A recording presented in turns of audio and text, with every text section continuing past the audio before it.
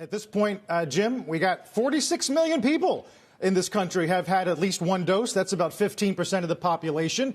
And J&J, of course, deliveries begin in the morning. And hearing you talk to Becky about not just a question of if this economy starts to get some fresh legs, but when. I think this is very exciting. And if you notice the cadence that Alex Gorski talked about, you're really just, it's a major ramp. And I know that Dr. Gottlieb correctly pointed out, obviously, that there's vial issues. By the way, Honeywell has a fantastic vial. I think people should understand that. And it's a great way. I'm sure right now Damchek is calling these people and saying, listen, we've got a new kind of vial. But what I like about this, Carl, is we are now going to begin to say it will be, David, I don't know, Memorial Day. We are able to pull up and through when we thought, because of J&J's amazing capacity to make so many vials, and for it not to be able to be frozen and put in dry ice, but just boom, UPS there, McKesson, UPS, McKesson, your store. Right. Your CVS, your Walgreens. It's real. Yeah.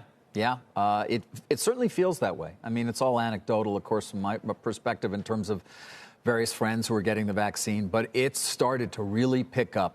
It really has, Jim, at least in the New York area, certainly, and actually amongst friends around the country. So that's great news. And, yeah, maybe you do move ahead, so to speak, in terms of your time when things are going to fully reopen, even with the continued concern about variants. And, by the way, those who are going to continue to be very conservative in how they behave, Jim, which, does weigh down certain parts. Yep. And Carl, obviously, we have a lot of people who have already had it.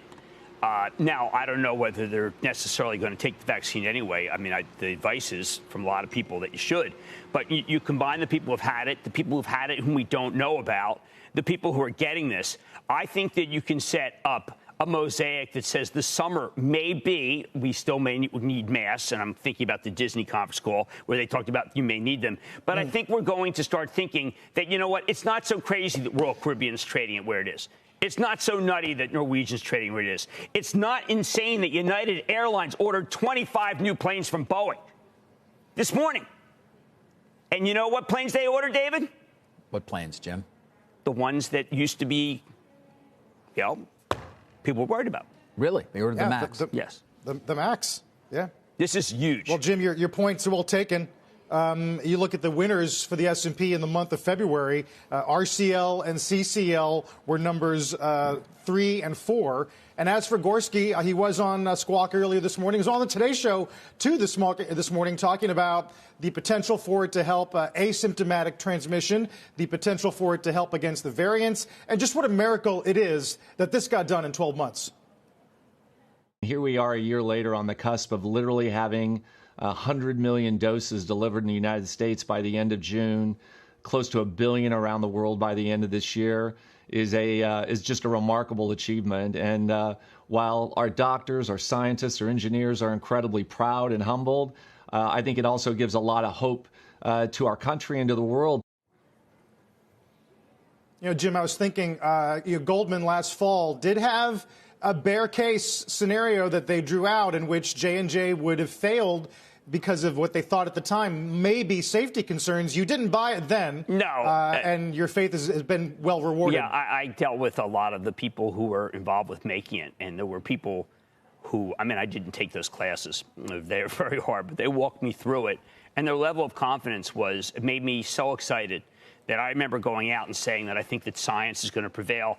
And then there was a New York Times piece that made fun of me and said that, David, I always think about it because it said I was at Faber College. It said that I was Otter, and I presented as science, and it had great sport with me. And, I always loved that thing because, I'm from Philadelphia, and I love these people who make fun of me. Science prevailed, David. Yes, it did. And by the way, Dr. Bourla at Pfizer, that stock is so low. But yes. J&J stock is soaring. And if you remember, David, we talked about people will buy the news.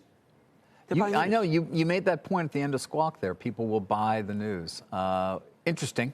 As opposed to what? As opposed to buying before the news and then selling on the news, well, right? You and I both said this thing's going to be approved. Okay. Yes. Maybe as soon as this weekend. Yes. And it did. And the stock's up. And I said that that's going to be very odd because in the old days, You bought the rumor and sold the news. Of course. I mean, right. And in this one, I don't think there was a great deal of question as to whether it would have been a very big story if it had been turned down. Will you take it, or you're going to hold out for Moderna? What are you doing? I'm not holding out. I'm getting there. I'm getting close. Most likely Moderna. And Carl, were you happy if you get the J&J? I will literally take whatever I can get. I think they're all great options. Shepard Smith here. Thanks for watching CNBC on YouTube.